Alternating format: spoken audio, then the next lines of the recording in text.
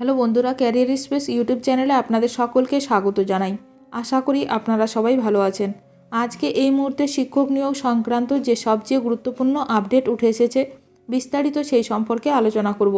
তাই ভিডিওটি অবশ্যই শেষ পর্যন্ত দেখবেন নিয়োগ সংক্রান্ত অনেক নতুন নতুন আপডেট পাওয়ার জন্য। বন্ধুরা, শিক্ষা সংক্রান্ত ও চাকরি সংক্রান্ত সমস্ত রকমের লেটেস্ট আপডেট আপনারা এই চ্যানেলে পাবেন। তাই চ্যানেলটি এখনই সাবস্ক্রাইব করে রাখবেন এবং পাশে থাকা বেল আইকনটিকে অবশ্যই প্রেস করে রাখবেন পরবর্তী সমস্ত রকম লেটেস্ট আপডেটগুলো সবার আগে পাওয়ার জন্য। গুরুত্বপূর্ণ নির্দেশ হাইকোর্টের। পর্ষদ যা জানালো। প্রাথমিক টেটের প্রশ্ন ভুল নিয়ে কলকাতা হাইকোর্টে মামলা দায়ের করা হয়েছে।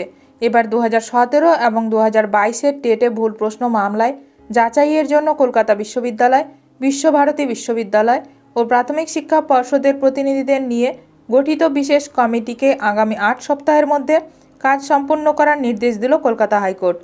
বিচারপতি বিশ্বজিৎ বসু এই নির্দেশ দিয়েছেন। সোমবার বিচারপতি বিশ্বজিৎ বসুর এজলাসে প্রাথমিক শিক্ষা পর্ষদের আইনজীবী জানান, কমিটির কাজের খরচ যৌথভাবে বহন করবে পর্ষদ ও রাজ্য। মামলাকারীদের অভিযোগ, পর্ষদের ভুলের জন্য চাকরি প্রার্থীদের খেসারত দিতে হচ্ছে। প্রসঙ্গত উল্লেখ্য, প্রাথমিক টেট 2017 ও 2022-এর প্রশ্নপত্রে ভুল প্রশ্নের সাপেক্ষে মামলা দায়ের করা হয় হাইকোর্টে। চাকরি প্রার্থীদের হয়ে মামলা লড়ছেন আইনজীবী ফিরদৌস শামীম। এখন দেখার বিষয় শিক্ষক নিয়োগ সংক্রান্ত মামলার কী রায় দেন বিচারপতি। ভিডিওটি ভালো লাগলে অবশ্যই লাইক করবেন। আজকের ভিডিওটি এখানেই শেষ করলাম। নতুন কোনো আপডেট নিয়ে দেখা হবে নেক্সট ভিডিওতে।